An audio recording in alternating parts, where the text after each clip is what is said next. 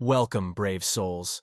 If the thrill of the uncanny calls to you, ensure you don't miss a single spine-chilling tale. Hit that like button, subscribe, and make sure your notifications are on. Yearning for more? Our Patreon offers deeper journeys into the heart of darkness. Find the link lurking in the description below. Now gather your courage. It's time to embrace the shadows.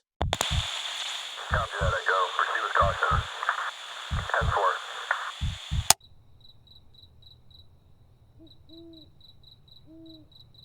I'll never forget that summer of 2023. I was a camp counselor at Lake Echo, a popular summer camp nestled in the heart of an ancient, sprawling forest. It was a typical summer job, you know, the kind where you get to have fun in the sun, make new friends, and just enjoy being young. But that summer was different. Let me tell you why. The camp was far from the hustle and bustle of the city, surrounded by thick woods that were older than our nation itself. Nearby, there was this immense lake, so dark and deep you couldn't see the bottom. It gave off an eerie sort of calm that put you on edge. We used to joke that it was the kind of place where the world dropped off, like you were at the edge of a forgotten land. One day, we welcomed a group of eager kids, all bright-eyed and bushy-tailed, ready for 2 weeks of adventure. Things were just as you'd expect. Laughter, games, campfire songs, and the occasional bout of homesickness. But as days rolled by, a strange feeling started to creep in.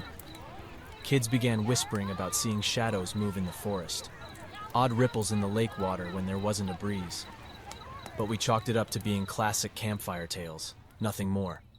One evening, during a game of hide-and-seek, one of the kids, Jack, a little red-haired boy, went missing.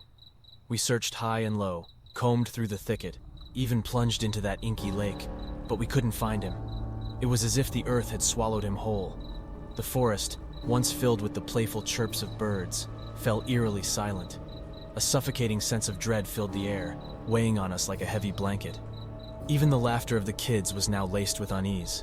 We all felt it, but nobody dared to talk about it, as if acknowledging it would make it more real. Several nights later, I was on night duty, staying awake to make sure everyone was safe. As the moon hung low, I heard a faint splash from the lake. Grabbing my flashlight, I rushed toward the sound.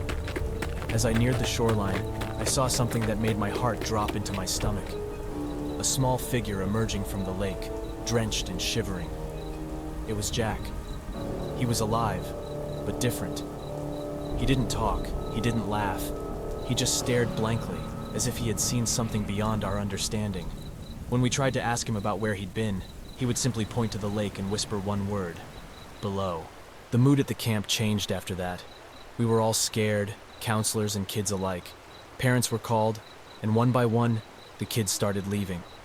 The laughter and joy that once filled the camp were replaced by a deathly silence.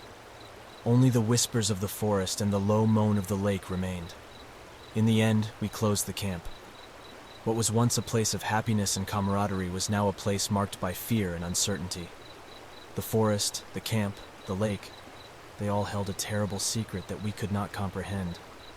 I've never returned to Lake Echo after that summer. I've often thought about what happened, about Jack and what he saw below.